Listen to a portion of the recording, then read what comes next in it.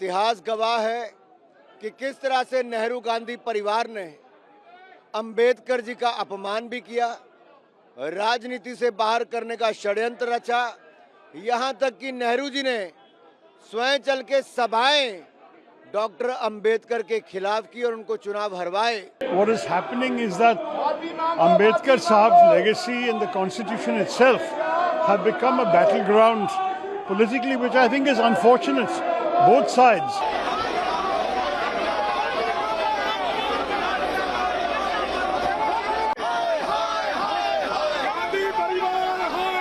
को शर्म करनी चाहिए। आजीवन बाबा साहब अंबेडकर का इन्होंने अपमान करा, उन्हें भारत रत्न नहीं दिया। उनके प्लेक में लिखा हुआ है पिछड़े वर्गों के संरक्षक, ऐसा लिखना चाहिए।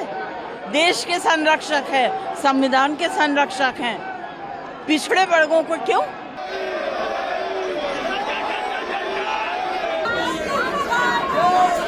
काठ की हांडी बार बार नहीं चढ़ती है। ये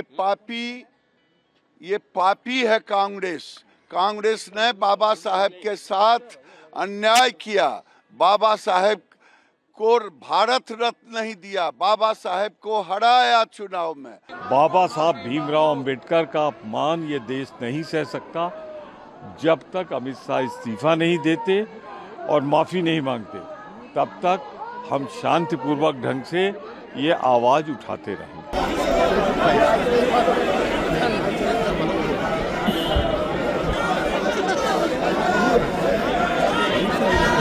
इतिहास गवाह है कि किस तरह से नेहरू गांधी परिवार ने अंबेडकर जी का अपमान भी किया, राजनीति से बाहर करने का षड्यंत्र रचा। यहाँ तक कि नेहरू जी ने स्वयं चल के सभाएं डॉक्टर अंबेडकर के खिलाफ की और उनको चुनाव हरवाए और उनको मजबूर किया राजनीति छोड़ने पर।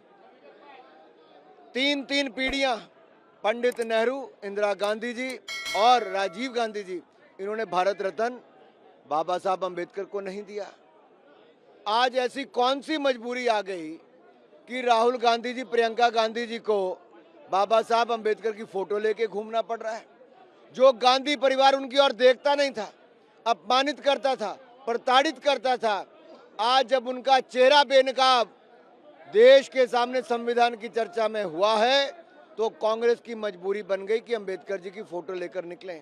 लेकिन सच्चाई ये है कि बाबा साहब अंबेडकर के दिए संविधान को कभी भी नेहरू गांधी परिवार और कांग्रेस पार्टी ने माना ही नहीं। सबसे पहला संशोधन नेहरू जी ने ही करने का काम किया, अभिव्यक्ति की आज़ादी पर एक तरह से प्रहार किया। उसके बाद इंदिरा गांधी जी ने पूरा संविधान को ही बदलने का एक तरह से काम किया और संविधान को कुचलने का काम इमरजेंसी लगाकर किया। देश वो भूला नहीं है, वो काले अध्याय को।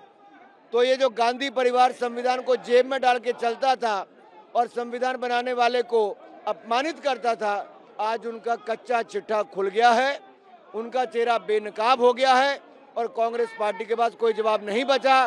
कांग्रेस को देश से माफी मांगनी चाहिए कि संविधान की हत्या इन्होंने बार बार क्यों की। What is happening is that Ambedkar Sahab's legacy and the constitution itself have become a battleground politically, which I think is unfortunate, both sides.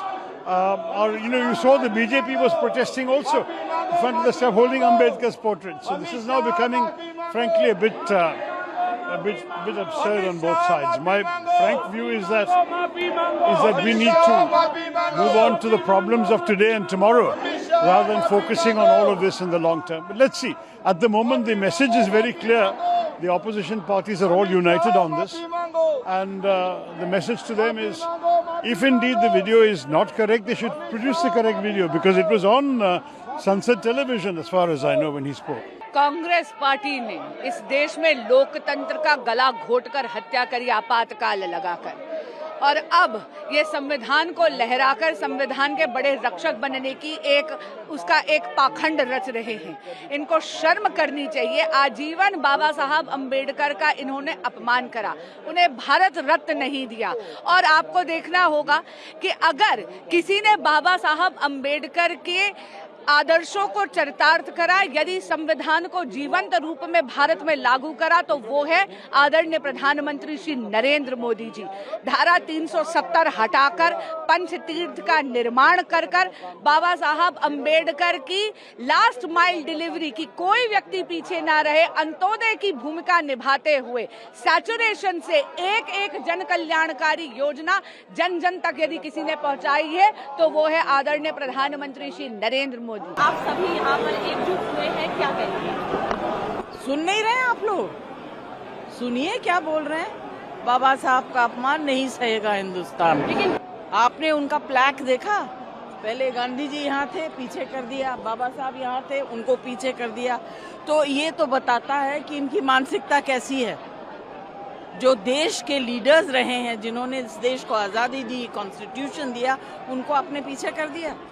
लेकिन आप साफ तौर पर कह रहे हैं कि हमने भारत रत्न बाबा साहब की जो, अरे वो कुछ भी कहे, कर कुछ रहे हैं, बोल कुछ रहे हैं, कर कुछ रहे हैं, बोल कुछ रहे हैं, कर कुछ रहे हैं। अगर आपने गांधी जी और अम्बेडकर जी के स्टैट्यू को यहाँ सामने से लेकर पीछे कर दिया तो ये आपकी मानसिकता है। और आपने उनका फ्लैग देखा? जाके फोटो लीजिए, उनके फ्लैग में लिखा हुआ है पिछड़े वर्गों के संरक्षक। ऐसा लिखना चाहिए। देश के संरक्षक है, संविधान के संरक्षक हैं, पिछड़े वर्गों को क्यों?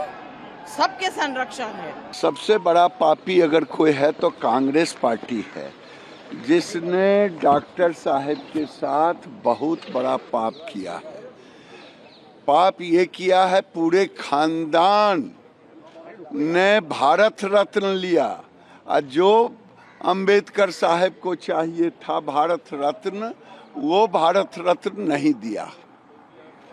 इससे बड़ा पापी और कोई हो नहीं सकता। अपने पाप को छुपाने के लिए कांग्रेस पार्टी जोर से बोल रहा, अगर हिम्मत है तो चले किसी चौराहे पर, पूरा वीडियो दिखाए, लोग से बहस करवाए, अपने नहीं बहस करे। इसलिए कांग्रेस पार्टी पापी है। बाबा साहेब अंबेडकर के साथ जो पाप किया है, उस पाप के लिए प्रायश्चित करे, माफी मांगे। 24 घंटे तक सारे लोग मौन रह करके उपवास करे। चोर बोले जोर से, वही बात है। लेकिन कांग्रेस पार्टी कह रही है कि हम पूरे देश में जिला स्तर तक प्रदर्शन करेंगे और इस्तीफे की मांग करेंगे। देखो यार, काठ की हांडी बार बार नहीं चढ़ती है। ये पापी है कांग्रेस। कांग्रेस ने बाबा साहेब के साथ अन्याय किया। बाबा साहेब को भारत रत्न नहीं दिया, बाबा साहेब को हराया चुनाव में, बाबा साहेब को अपमान किया है। इस अपमान को छुपाने के लिए ये पापी जगह जगह अब ये चाह रहा, जैसे लोकसभा के चुनाव में भ्रम फैलाया, ये भ्रम नहीं चलेगा। सारा वीडियो लोग देखेगा पूरे जगह, तब पता चलेगा। देखिए बाबा साहब के साथ क्या अन्याय किया। जिस तरह से कल अमित शाह जी ने प्रेस कॉन्फ्रेंस की और ये कहा, और अब आज आप लोग फोटो लेकर प्रोटेस्ट कर रहे हैं, क्या कहेंगे आप? सारी दुनिया ने देखा है अमित शाह जी ने जो बोला है, लाइव टेलीकास्ट हो रहा था और उसके बाद झूठ पर झूठ बोल रहा है। बाबा साहब भीमराव अंबेडकर का अपमान ये देश नहीं सह सकता जब तक अमित शाह इस्तीफा नहीं देते और माफ़ी नहीं मांगते। तब तक हम शांतिपूर्वक ढंग से ये आवाज़ उठाते रहेंगे।